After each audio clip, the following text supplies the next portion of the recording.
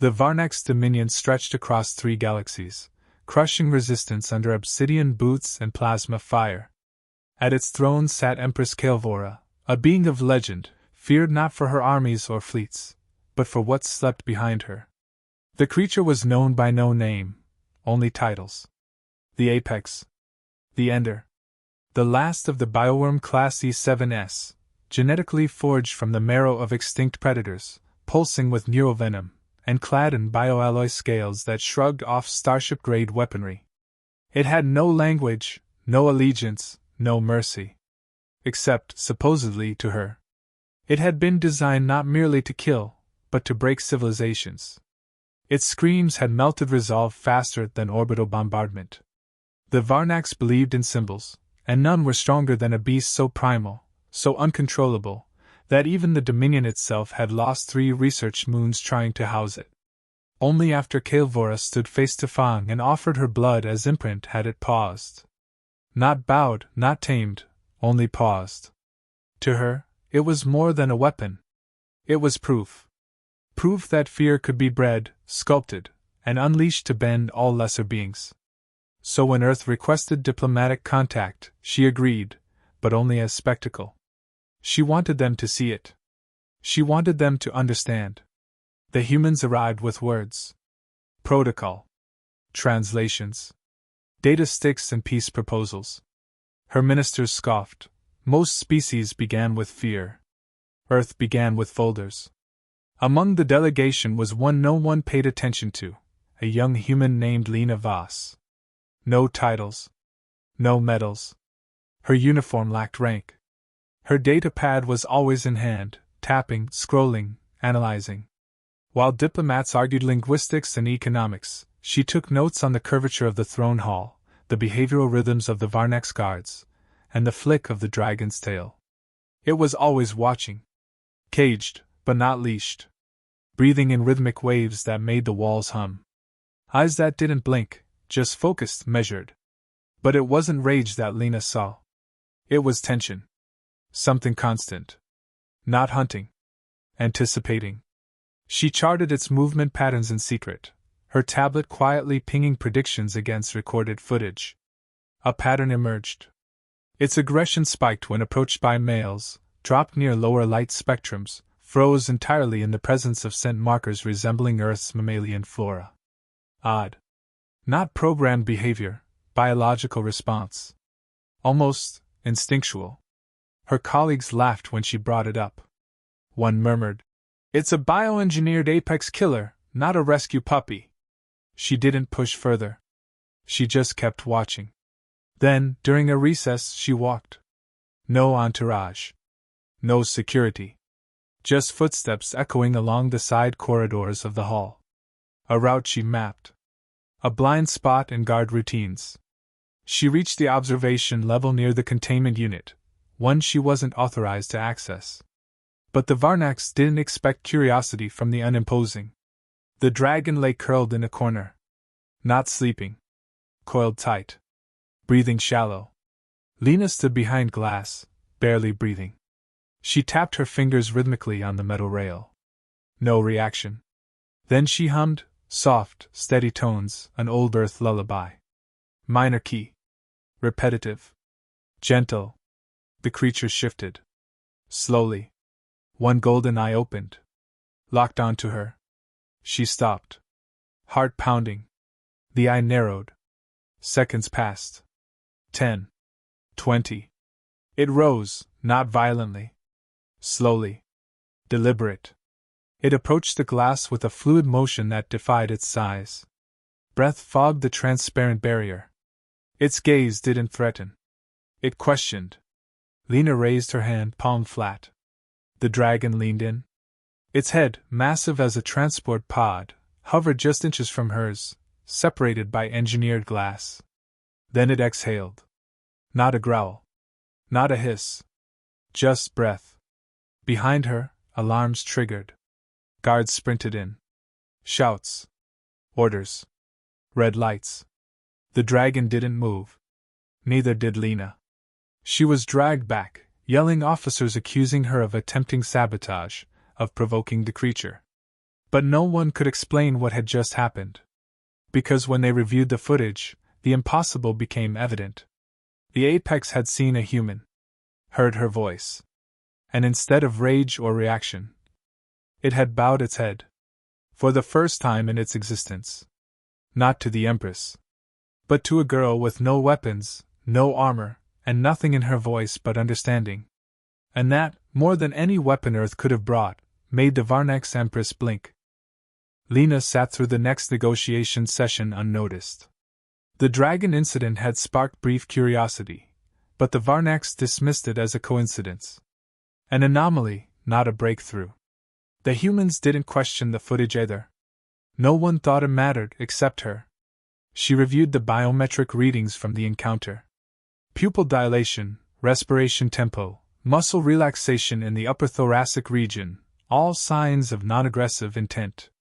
She cross-referenced with dozens of known predator behaviors. It aligned most closely with imprint recognition. Not subjugation. Something deeper. She compared these results to archived Varnax footage of the creature in battle arenas, during obedience trials, and even containment breaches. The aggression had patterns. Not random violence, but reactive fury. Overstimulation. Trigger stacking. Environmental hypersensitivity. It wasn't a monster, it was a creature in a permanent state of defense. Her analysis wasn't speculation. It was built on hard data. But no one read it.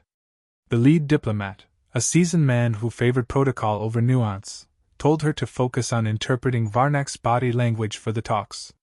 He dismissed her behavioral models as irrelevant. "We're here for treaties, not a wildlife rescue," he said. She didn't argue. She adapted.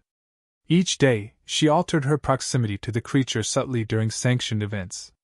Sometimes closer, sometimes further. She changed her scent profile using innocuous oils, citrus base, vanilla tones. She modulated her voice when speaking in meetings. Always within hearing range. Every time, the dragon tracked her more carefully. It no longer snarled when she was near.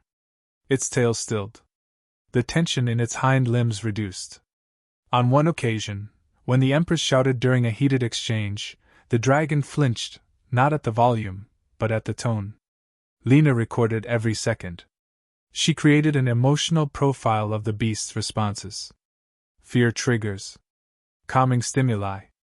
It responded best to predictability, lower frequency vocal patterns, and indirect gaze.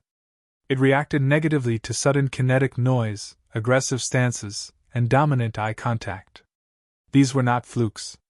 They were the building blocks of a psychological framework. Her framework. The Empress began to notice. She didn't speak of it, but Lena caught the glances, sharp, assessing. The Empress was observant. She knew her weapon. And she could see that it was changing. One afternoon, during a logistics meeting, the dragon repositioned itself to face the delegation chamber where Lena sat, even though the walls between them were opaque.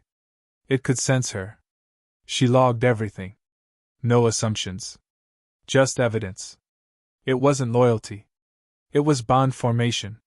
The creature showed signs of early-stage imprinting, a behavior supposedly bred out of its kind. But some instincts couldn't be overwritten by engineering. She began leaving scraps of earth plant material near her usual path. Edible but low stimulation. The dragon consumed them, gently, not ravenously. She experimented further. Each variable tested. Each reaction measured. The results became undeniable. The creature had not chosen her at random. It had assessed her, watched her, responded to her cues with intelligence, not programming. It had chosen. And more importantly, it had accepted her in a role no one expected. Not as alpha. Not as handler. As something else entirely. Its behavior aligned not with subservience, but with mammalian imprinting typically observed in juveniles. It exhibited proximity seeking, scent tracing, and vocal responsiveness. It followed her scent trails after hours. Once, when she worked late near the holding sector, the dragon lowered itself beside the containment wall and stayed there until she left. She began to see it for what it was. Not a beast. Not a weapon. A living thing, traumatized, engineered, misread. No one saw it but her. And she didn't need to prove it to anyone. Not yet. She wasn't trying to control it.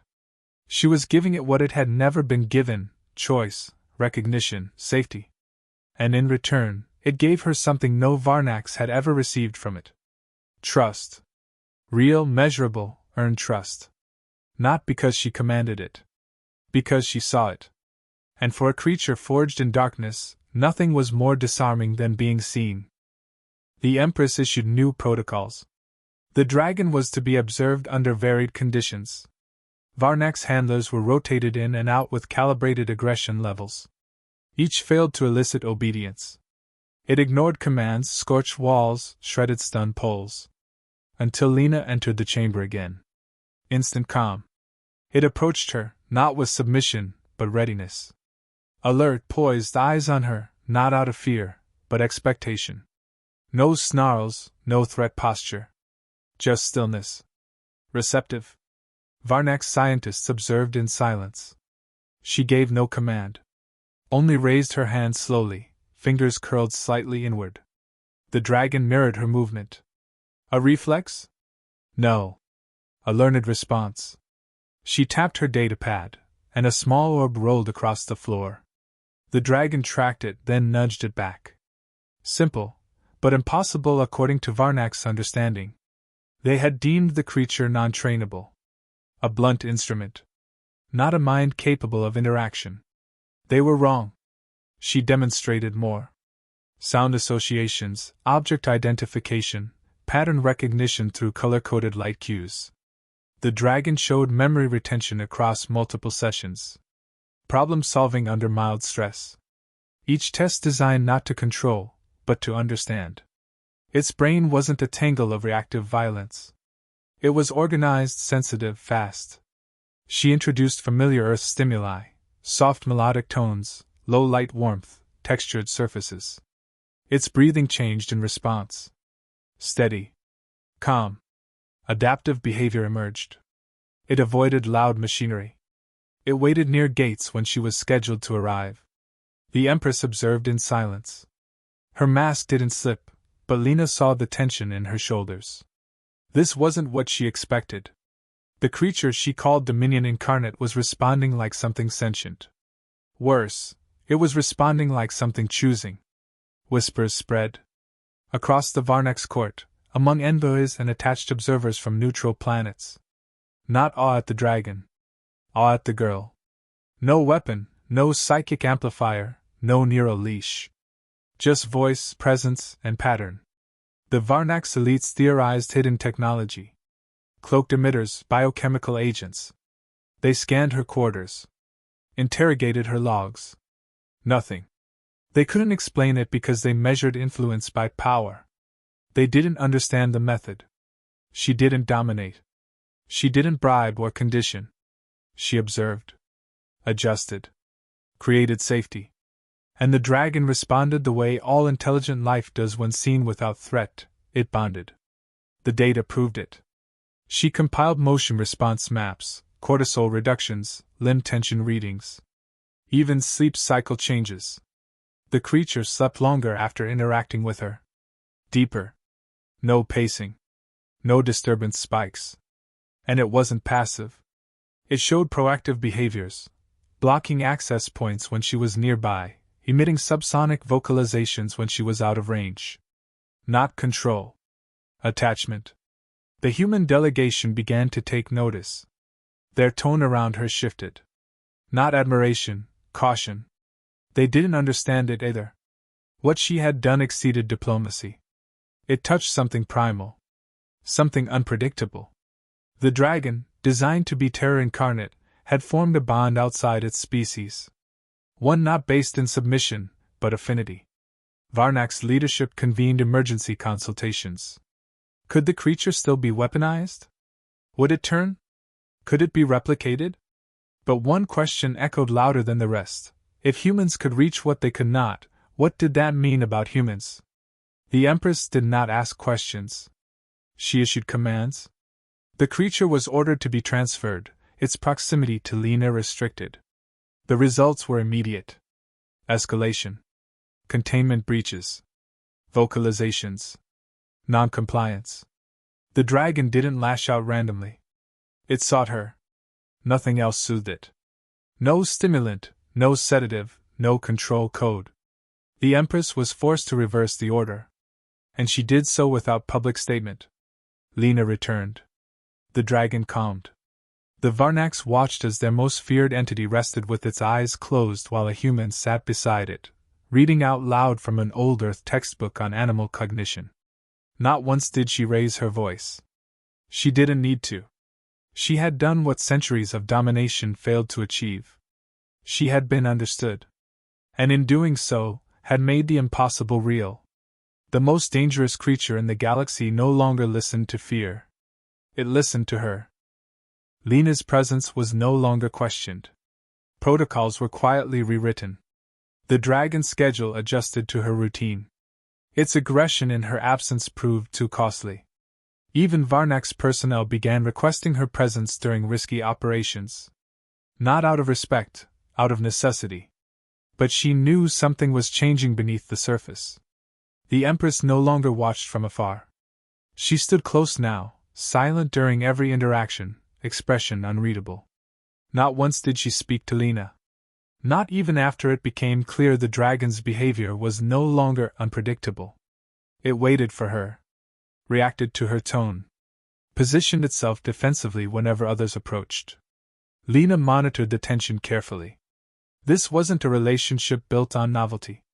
The creature had restructured its threat hierarchy, placing her above even the Empress. It wasn't dominance, it was protection.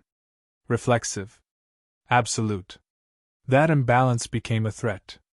Varnak's doctrine relied on control through superiority. The dragon had been proof of that.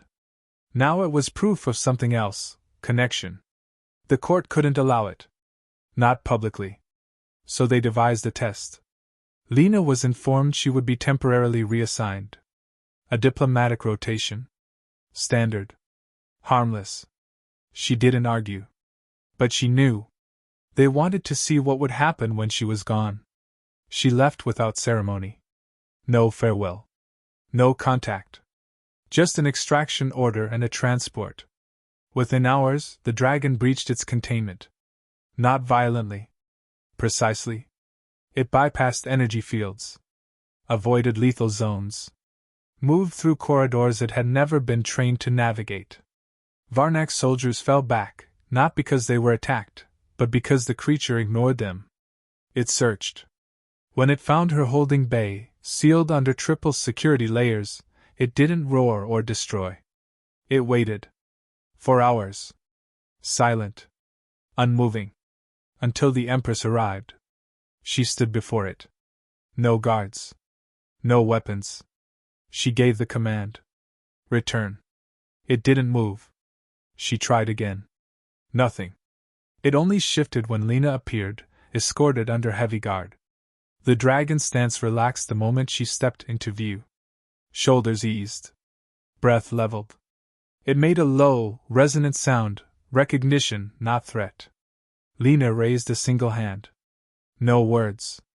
The dragon lowered itself and remained there, unmoving. Varnak's officials watched from behind blast shields. There was no denying it now. This was no accident. It wasn't conditioning. It was choice. Voluntary, repeatable, and specific.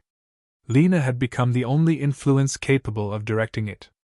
And the Dominion couldn't tolerate what it couldn't replicate. The Empress addressed her directly for the first time. You did not tame it. Lena didn't respond. You exposed our failure. The Empress continued. That cannot remain visible. The meaning was clear. Lena wasn't being removed to protect her. She was being erased to restore the illusion. The dragon reacted before anyone moved. Its body shielded hers instantly. Not lashing out, not threatening, but positioning. It watched every guard, every drone. It knew. Lena stepped forward and spoke, not to the Empress, but to the creature. One word. Wait. It froze. No training. No command chip. Just a bond so deep, obedience came through trust. Then she turned to the Empress. I didn't expose your failure, she said. It already knew. I just stopped pretending it didn't. That was the moment power shifted. Because they all saw it, an empire's ultimate weapon pausing not for authority, but for understanding. And the empire flinched. Not from the beast. From her. The Empress summoned the High Tribunal within hours. It wasn't a court in name, but in purpose, assembled not to judge, but to decide outcomes the Empress would not state aloud. The question was unspoken yet absolute. Could the bond between Lena and the dragon be tolerated, or did it need to be severed permanently? There was no debate about the facts. The dragon had demonstrated will. It followed no command but hers. It had disobeyed direct Varnak's protocol, breached security, and ignored the Empress's authority. That alone constituted grounds for termination under Dominion law. And yet no one dared suggest force. Because every scenario, every model, every simulation ended the same way. If Lena was harmed, the creature would retaliate with devastation beyond containment. The tribunal debated optics instead. If the creature was relocated without her, it would become unstable. If they kept them together, the Varnaks risked appearing weak. Allowing a human to command what even they could not undermined their foundational narrative. Empires did not share power with outsiders. They absorbed or eradicated. Lena remained under watch, not imprisoned, but closely monitored. Not once did she ask for reassurances. She knew how fragile her situation had become. This was no longer about curiosity or discovery. She had become a disruption, a mirror showing the Empire what it feared to see. She spent the waiting hours continuing her logs. Not about behavior now, but consciousness. Her data showed clear evidence of empathetic response, emotional mimicry, not instinctual. The dragon reacted to pain not with aggression, but with comfort when she expressed distress. It offered vocalizations that matched her emotional state. It responded to tone more than command. Language wasn't the bridge, intention was. She submitted a final report to both human and Varnak's delegations. Its core thesis was simple: this was not a weapon. It was a mind capable of connection, stunted by years of isolation, and misunderstood because no one bothered to listen. The Empress reviewed the report in private. What followed wasn't announced, only enacted. The Empress visited the containment chamber alone. She stood before the dragon and said nothing. Minutes passed. It watched her without blinking. Her voice, when it came, was low and without venom. You made a choice. It did not respond. She turned and walked to where Lena stood behind reinforced shielding. Her eyes held no threat, only recognition. You were never a soldier, the Empress said. You didn't come here to win. And yet you did. Lena didn't answer. I will not destroy what I cannot control, the Empress continued.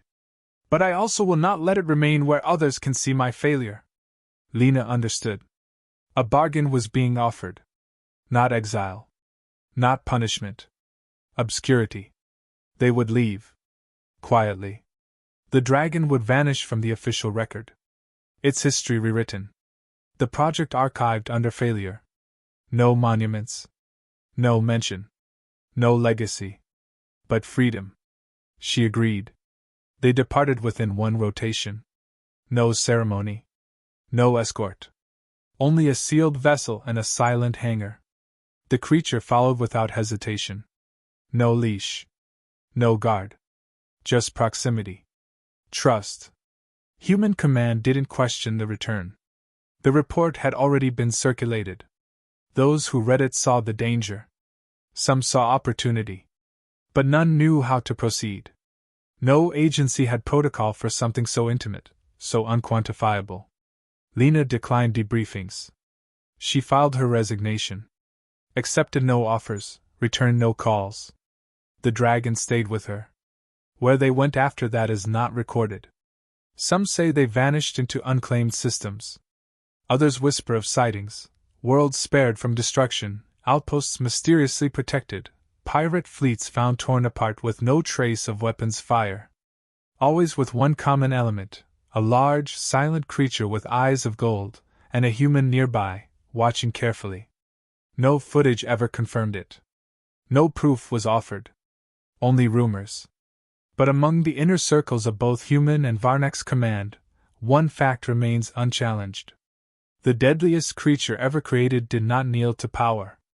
It followed a girl who offered no control, only understanding. And it chose never to leave.